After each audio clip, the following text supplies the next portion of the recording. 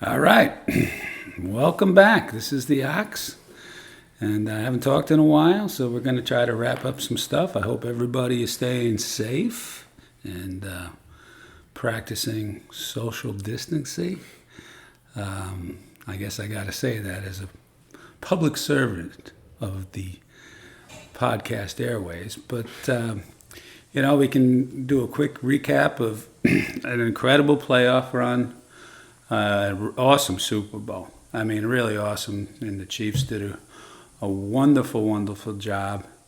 And but now we kind of get into the off season, and obviously the huge story, the biggest story, is Tom Brady moving to Tampa. Which I don't think that's a bad move. I mean, it's a hell of a lot warmer than Boston, but. But, he left a lot of broken hearts up there in Boston, for sure. In fact, let me bring back the T-Bone. How you doing, T-Bone? Good. It's Yeah. good to be back. Good to be back. All right. Long layoff, but, glad I'm working. That's it. It's always nice to be working. Yeah. Somebody has to work around here. But I don't know if I ever, did you ever know, do you know I have a daughter, Thomas? You've talked about it a little bit. Yeah, she lives in Boston. Yeah. And she's a huge Tom Brady fan. I mean, like, she's obsessed Right. with Tom Brady, like bobbleheads and posts. Like, if you walk into her house, it's almost like she has Tom Brady wallpaper, for crying out loud. Right. I mean, everything, jerseys and just crazy. So she is absolutely devastated. What's her name? Actually, her name is Molson. Molson? Yeah. After, who could you name her after? Actually, the beer, the Canadian beer. I drank a case of Molson one night, and then next thing I know, I was a father. I know it sounds nuts. It really does. But, thank God it wasn't Moosehead, because that was another Canadian beer I was drinking at the time. So I really, it's just, you're young, you do stupid stuff. It sounds good at the time. Yeah. But that's what it is. But yeah, she is still absolutely, like, she just locks herself.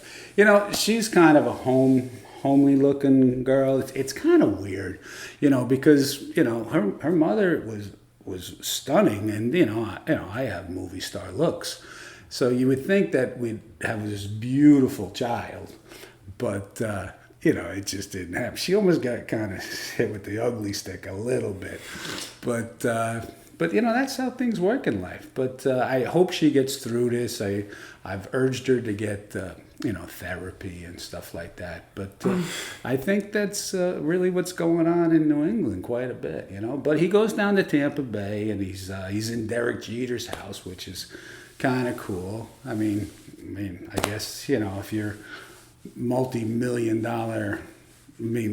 multi-million dollar athletes, you get to kind of hobnob with each other. But that's pretty much what it is. But again, great postseason. The off season, obviously I'll touch on the Giants because they, at free agency and whatnot. So they've done, I think, okay. Who knows? I mean, the draft is next week. I'm certainly not going to do a mock draft. I think a mock draft is the biggest waste of time. I guess it's just people trying to fill time. Nothing is what they say, besides the first 2, 3, 4 picks, whatever the case. So, I mean, everybody comes out with mock draft part 1 or part 2 or, 3.0, whatever the case. Total nonsense, total junk. I don't know why they do it, but they have shows that, that do it, whether it's Path to the Draft or Mel Kiper or Todd McShay. I mean, come on, who gives a crap? It is just such a knucklehead thing, and this is, this guy did good in a draft. You don't know what a draft does until 3 years down the road, okay? You really don't, okay? So look at the Giants drafts. The Giants don't have one player on their team since 2016. Isn't that insane? That's wild. Wild. That's disgraceful. That's why they're not here anymore. I mean, that's why everybody gets fired. I mean, you got it. And it's not just the first guy. It's the last guy and the guys you sign off a free agency from the college. That's what you really got to do. But anyways, so we have a new sponsor, which is pretty good. Of the 6 people that listen to us, one of them happens to enjoy us, and it's a medical company, and basically what the name of the medication is Noacetol. And what Noacetol actually does is for people that don't really like their rear end or their butts. It's something they take to kind of plump it up and give it the shape they need, okay? But there's a lot of stuff, like if you take this drug, there could be some anal bleeding and testicle distension, okay? Memory loss, okay?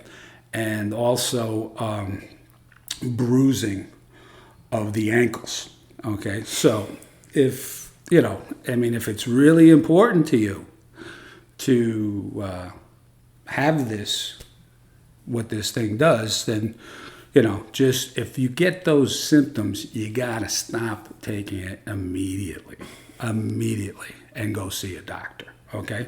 But, if it works for you and that's what you're looking for, hey, God bless. They're writing me a check. What do I care? All right, so what's going on with you, T-Bone? I mean, how's this pandemic, did I say that right? Yeah. Affected you? I mean, are you going to work? Are you working? Are you checking out some chicks? What's going I on? don't know. I'm still keeping the job. Yeah, keeping a job? Yeah, chicks are nowhere to be found, but Really? yeah. I don't know about that. I mean, this is a pretty smoking town. I mean, they can't be hiding. Right. No? Nothing? I can't find them. Ooh. Good hiding. Well, you got to get one of them divining rods, and you just walk around with one of them. And you pretend it's a cane. Right. Is that And you another sponsor of ours? No, not yet, but I'm working on it. So you wear a top hat and a divining rod, and then you'll find them little minks. All right. Good advice. Yeah, pretty. Yeah. Thanks. I needed that. Speaking of which, I'm on a dating site. Oh yeah. Oh shit. Yeah, good for you, man. Getting back out there. Dude, it's like fishing in a barrel, bro. It is unbelievable how easy this is. Because I don't know if you know this about me, but I have an extremely large checkbook, Right. and nothing excites the little snappers more than a large checkbook, man. I am telling you, they just they're taking candy from a baby, man. It's unbelievable. I am just bouncing off the walls with this stuff. It's just incredible. It's incredible. This is the easiest thing. I wish it was around, 30 years ago.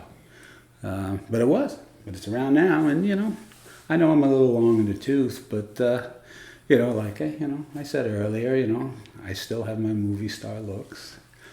And, we're going from there. But, I'm telling you, bro, maybe you should get on a dating site. Yeah. I mean, I don't think your checkbook is as large as my checkbook. But, you get some, you get some nice features. You're tall and you're handsome and all that kind of stuff. I think you're going to have to work a hell of a lot harder than I have to work. I mean, basically, they just walk in and their clothes are off in a second. It's unbelievable, man. But I wish it was this easy when I was younger, but it's pretty good now, man, so I'm not complaining. Well, what was in the last studio that we had a few months ago? What was that girl upstairs again? Oh, Susan from upstairs? Yeah. Look, I'm always going to burn a candle for that girl. I mean, holy mackerel. That chick is just insanely, outrageously gorgeous. But she's kind of giving me the Heisman, and what am I supposed to do? I mean, I only got a certain amount of days in life, and I got to move on. But hey, look, believe me, this whole dating thing, it's just for shits and giggles for the most part. But if she gives me a little sniff, I will certainly chase that scent down. No problem. All right. Okay. All right. So big contracts this week. Christian McCaffrey got $16 million a year for 4 years. All right. Little white guy from plays for the Carolina Panthers. Went to Stanford University. He's a very talented player. He's extremely versatile. In fact, his father played for the New York Football Giants as a wide receiver. Okay? And I believe he also went to Stanford. And his mother's a great athlete. So, but always ticked me off is the Giants, when they changed coaches, I think it was Dan Reeves, traded him to Denver, which ironically is where Dan Reeves came from, for a receiver, Mark Jackson. It was just the worst trade on the planet, in my opinion, and I thought it then, and I obviously believe it now.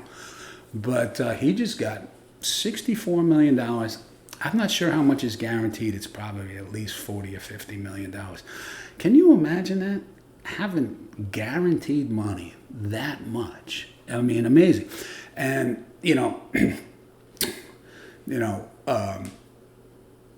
Patrick Mahomes is coming up on a contract. Dak Prescott is coming up on a contract. Now, I'm not trying to compare Dak Prescott to Patrick Mahomes. I like Dak Prescott. I think he's a really good person. I think he's a pretty talented quarterback, but obviously he's not in Patrick Mahomes' neighborhood. But I think Patrick Mahomes is going to get paid $40 million a year. $40 million. That's like working for the TVA, bro. It really is. That's like hitting the TVA lottery, man. It's crazy. But can you imagine? What do you do with $40 million? Oh, my God. I tell you one thing. If I had $40 million, maybe Susan from upstairs would pay a little bit more attention to me. But how do I let her know? Do I wear a sign around my neck that says, hey, I'm making $40 million a year? You know what? I'm so desperate, I probably would do that. I mean, look, I'm not saying I'm a man of like high principles. I don't think I am. I think I'm a pretty shallow individual. But if you close the deal, you close the deal. Am I right, T-Bone? Yes, sir. All right. So, but yeah, it's it's crazy what they're getting paid. But you know what? Here's something interesting that I heard actually today, is that since everything is so screwed up in the country, and the NFL, most recently, almost every year the salary cap has gone up at least $10 million. Okay, which means that the owners are making money because it's a percentage. Okay, but they don't know because they're up for a new contract with ABC, which is Disney, and ESPN, also Disney, that everything's down. So they might not get what they anticipated they were going to get in a TV contract. So that could drive everything down. It could really put a kibosh on a lot of things, which is, no big deal. But, some of these contracts might not be as big as people think they're going to be.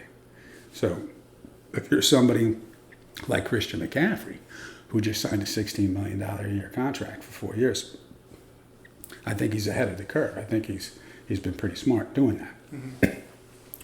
But eventually I think everything will come back up. There might be a slight dip in it. But, obviously it's going to come back. There's so much money in the NFL, whether it's just fans watching the game, but are people going to go to the games? But the TV contracts will probably be pretty big. And fantasy football is certainly something that drives this league. No question. Okay. Anybody who says it doesn't is just kidding themselves. I mean, I'm in fantasy football. I don't know many people that aren't in fantasy football. I know more that are than aren't. But with this whole, epidemic going on, or pandemic, it's, some of these owners might be a little nervous, that's for sure. But the draft's coming up next week, which should be pretty cool. Like I said earlier, I don't believe in mock drafts. I think they're a waste of everybody's time. But I think the ratings for this draft, and the ratings are great every year. Last year was in Nashville. Holy cow. What a, it was unbelievable. I mean, how many people were there? But the people that are going to be sitting at home watching this is going to be sky high. It's going to be like watching a Super Bowl. The ratings are going to be that high. They're going to be like Super Bowl type ratings, in my opinion. Now, in a couple of weeks, when we do our next show afterwards, I'll find out if I'm an idiot or not. But, well, let's not answer. We all know that I am an idiot. But it should be pretty cool, man. We'll see what happens. All right. Now, also what's happened recently has been a couple of trades. First of all, I can't believe what Buffalo gave up to get Stephon Diggs, who is truly a diva wide receiver. I think he's talented. I don't even think he's a top 20 receiver, though. And they gave up multiple picks, including a first round in this coming draft. And, he kind of got his way and got out of Minnesota because he just became, for lack of a better word, a dick. So, I just don't understand. Buffalo's going in such the right direction. Why would you do this? Why would you give up so much? Especially because this draft is heavy in really good receivers. Okay, there's good offensive linemen. There's a couple of really good defensive rush specialists. There's just a couple of great cornerbacks, just a couple. But man, they are long on receivers. I mean, big time, according to what the experts say. So I'm kind of surprised Buffalo did this. And they brought a guy like that into their locker room when, they're pretty squared away. Their coach is an ex-Marine. He's young, but he's extremely squared away. So I was kind of surprised about that. And I got to mention Bill O'Brien in Houston, who I think is completely wrecking that team. Trading Hopkins, I think the second best receiver in the league, and it's he could be the best. I mean, I got to give it to Michael Thomas, but I mean, Jesus, you trade this guy for a running back who was pretty good a couple of years ago, and a second round pick. That's it? That's all you're getting? I mean, I don't know. Bill O'Brien has all the power down there. I don't think he's experienced enough to have the power. I know he thinks he's a young Bill Belichick, and Bill Belichick has all the power in New England. But Bill Belichick's been doing this for over 40 years, and I think Bill O'Brien is wrecking that franchise, really wrecking him, and it's just. It's a shame because you got Watson, who's a great quarterback, great young quarterback, and then they trade for Cooks, the wide receiver who's been on a new team every year. It doesn't make any sense to me. But this guy's got, I think he's desperate, and he's a good guy. I'm not saying he's a bad guy. He's a really good guy. He's got a special needs kid. And he does a wonderful job with that. So, but way too much power. I mean, over the top, too much power. But they lost their owner, And so I think things are in flux. It's almost like Denver. I've mentioned it in previous episodes that, John Elway makes a lot of decisions. Are they good decisions? I don't know. I mean, he can sell a lot of cars. I know that. And, he was one of the greatest quarterbacks in history. But that doesn't make you a great football executive. It really, really doesn't. I watched a show the other day, and actually, I'm sorry, I listened to a show the other day, and they were ranking drafts, okay? And one of the people that they were mentioning was Dave Gettleman of the New York Football Giants. And Dave Gettleman took a lot of heat last year for drafting Daniel Jones. Well, it wasn't just Daniel Jones. It was Dexter Lawrence. It was the cornerback. It was the X-Man, and down and down and down the road. And he hit on almost every one of those draft picks. And so they gave him an A, okay? But nobody's given John Elway an A. And certainly nobody's given Bill O'Brien an A, okay? And if you miss, as the Giants did in the previous regime with Jerry Reese, you can put a franchise way, way back, and which is exactly what happened. So, and the Giants are digging out of that, which is fine, and they're going in the right direction. But Bill O'Brien is, I think, going in the wrong direction. And you got guys like J.J. Watt, who is not only a fantastic player, but really one of the good people on the planet, not just in the league. And I don't think he's ever going to have a chance to win a championship. I really don't. His division is getting better and better. I mean, obviously Tennessee's getting better, up there in Nashville, and the Colts, they ain't going anywhere. Their offensive line is just killer, and they just got Phil Rivers. So I think somebody should really step in down there, and either you get rid of O'Brien. Now, I don't think he's a bad coach. I actually think he's a good coach, but he's not a good executive whatsoever. But that's just me. All right, so it brings me to another team. And, anybody who, of the four people that listen to this podcast, they know that there's three teams I really don't like.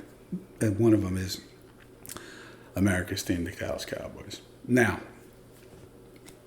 I don't understand this at all. I just don't understand this. Why anybody that works for the Dallas Cowboys, any player, thinks they can, and this is going way back. I mean, this is going back to when I was a kid, when I was maybe T-Bone's age, maybe even younger. But they think they can do anything they want to do, whether it's, having a whorehouse that they call their own, or doing anything they want, all the drugs that they do and how many suspensions they have. But, like everybody's saying, all right, stay away from each other. So, just the other day you had Dak Prescott, who, like I said earlier, I think he's a bright guy. But he's working out, which basically means he's throwing, to Dez Bryant, which I don't even know why he would throw to Dez Bryant, because Dez Bryant is never getting back into the league. His time is done.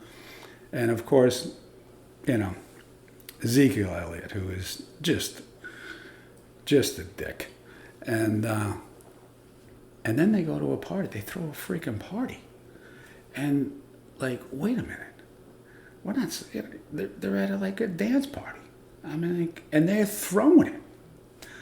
Unless my information is wrong, and maybe it is, I don't know, but they would be the idiots that do this, and this is what they do, And Stephen Jones, who is, he's not really the owner, but I think he's running the show down there, because his dad's getting too old. Said, "Oh, this should never happen again." But seriously, why should it happen the first time?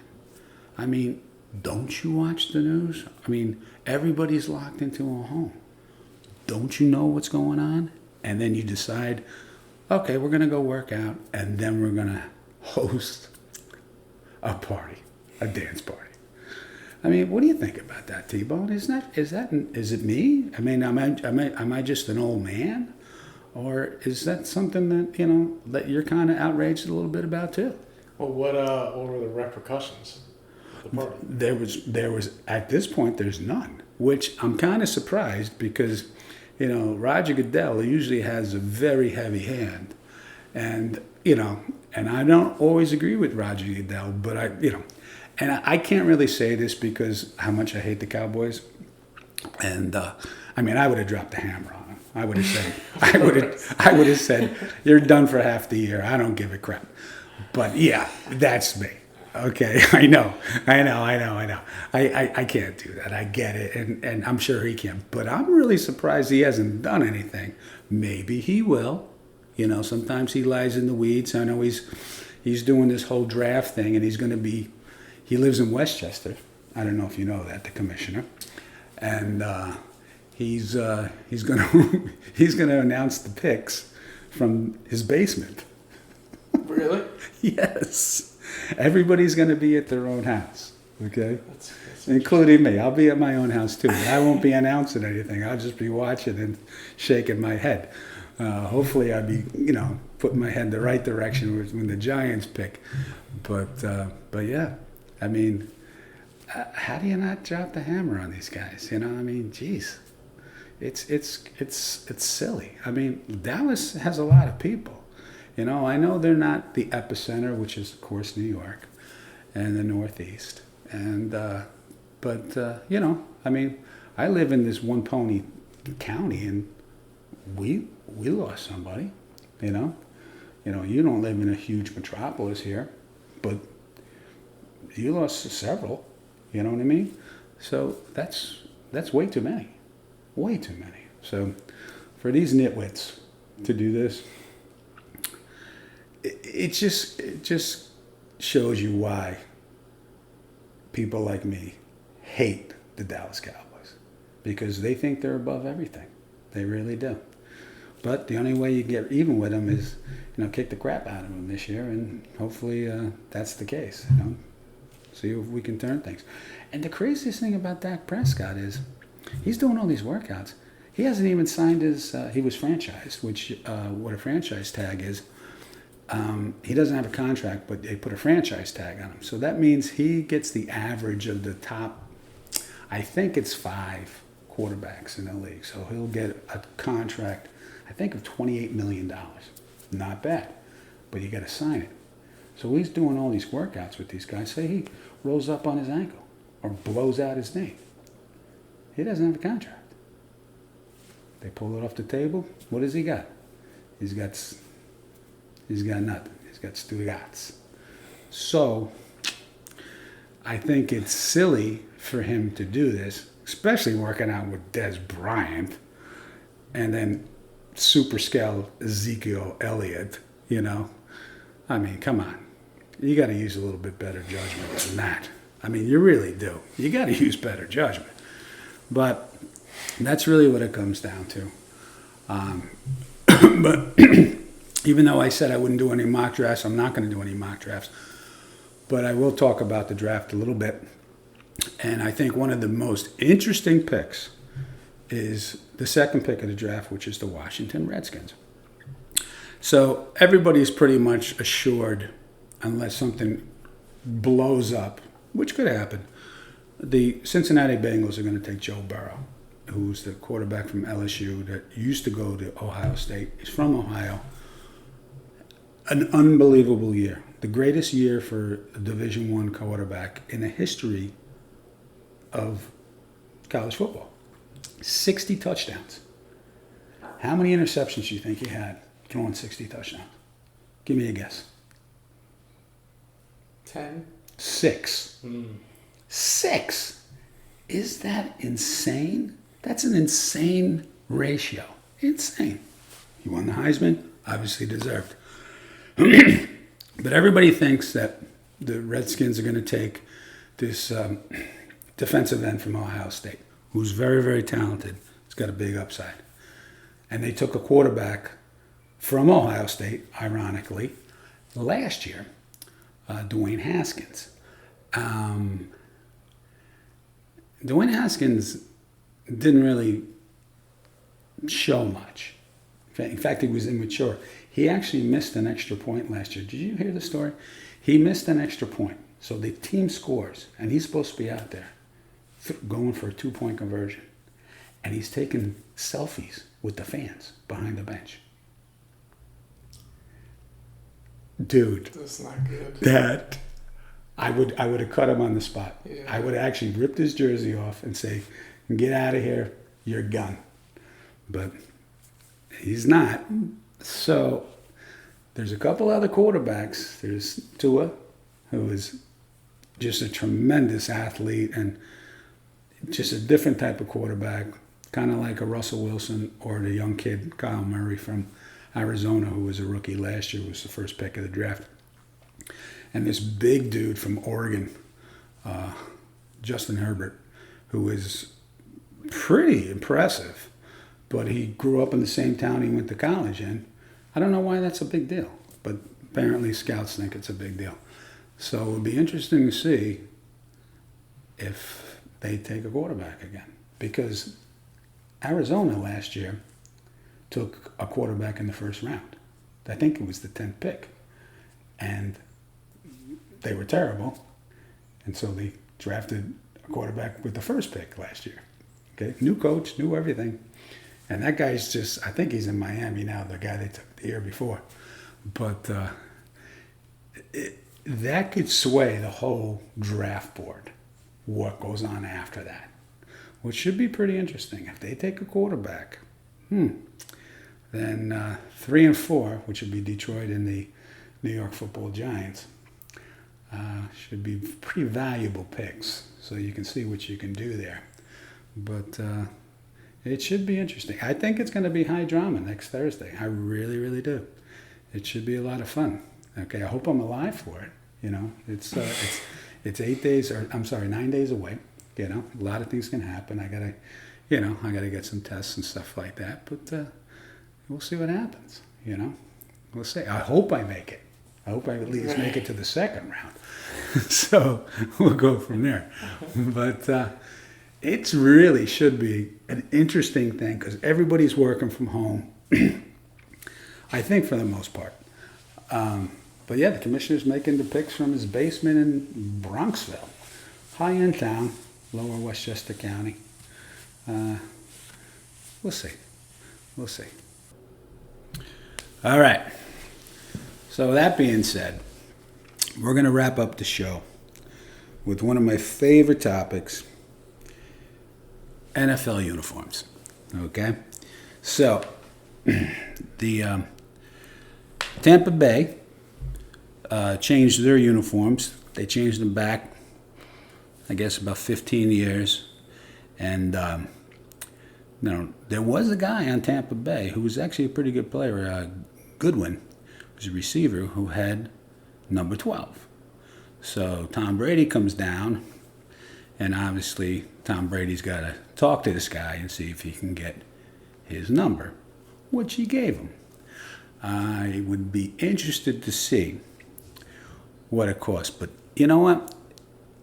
If it was me, okay. Now, I don't know if you guys know this, but Tom Brady's supermodel wife, Gisele Bündchen, has 5 sisters. So I would have asked for a couple of shekels, but definitely one of the sisters. I mean, come on. Are you kidding me? You got a chance to get a supermodel sister, and she's got 5 of them? I mean, they all can't be ugly ducklings. No way. Okay? But that's what I would have done if it was my play. Okay? But we don't know what he got. I'm sure he just got a fiscal package. Me personally, I would have gone a little bit deeper. You know, I'm not saying let me sleep with your wife, all right? But what about your sister-in-law? You know what I mean? But that's just me. Of course, we know I'm shallow. So they're getting them. And what I don't understand is the Los Angeles Rams are thinking about changing their helmets to this god-awful thing that I saw. Look, the Los Angeles Rams helmets, to me, are iconic. I think they're the greatest helmets in the history of the NFL. I really do. They just look, it looks like a ram. Now they got this whole thing that has LA written in. Not really sure. I know it's a lot of marketing involved, but seriously, you're going to take that away? It drives me crazy. Why do you have to change something it's truly perfect? It is the perfect helmet and perfect part of the uniform. I mean, I know they went from, different colors. Sometimes they're yellow and gold and the straight white, which I like the best. But like I said, I'm an old man. But yeah, I just don't gonna understand it. And of course, I don't know how you can make these any nicer. But again, I think after 2 or 3 years, the whipping boy of our podcast, the Cleveland Browns, are gonna unveil new uniforms. Well, if you got orange and really the brownest of browns. When I say brownest of browns, I would say basically like, defecation brown. What are you going to do? Okay? You can't do anything with your helmets. You got nothing on your helmets except for stripes. And you got the worst colors. I mean, so how can you possibly make these better? But those knuckleheads up on Lake Erie will buy anything, obviously, because we know some people up there. But they're going to change I think they just changed their uniforms 3 years ago, and they're doing it again. So it doesn't make any sense to me. But I guess it's just my way of just kind of poking at the people that I know up there. But I hope the Rams don't do it. But I think they're gonna. The Buccaneers had to do it. But I would have negotiated a little stronger with Tom Brady than Chris Godwin did, for sure. But, I guess once you change uniforms, you sell more of them. I don't know. I mean, I've never bought a jersey in my life for myself, ever. And I never would. But I guess a lot of people do. But that being said, we're going to sign off. Want to sign off, T-Bone? Yeah, sounds good. Okay, so we're going to sign off, and we're going to watch the draft next week, and then we'll be on shortly after the draft, and we'll talk about it. But it's not going to mean anything because, like I said earlier, you don't know if a draft's good until 3 years. When somebody's making the Pro Bowl, like the Colts a couple years ago. Oh my God, they hit with their first and second round pick. They didn't make the Pro Bowl. They made All Pro, which is huge, with a guard from Notre Dame and a linebacker from South Carolina State.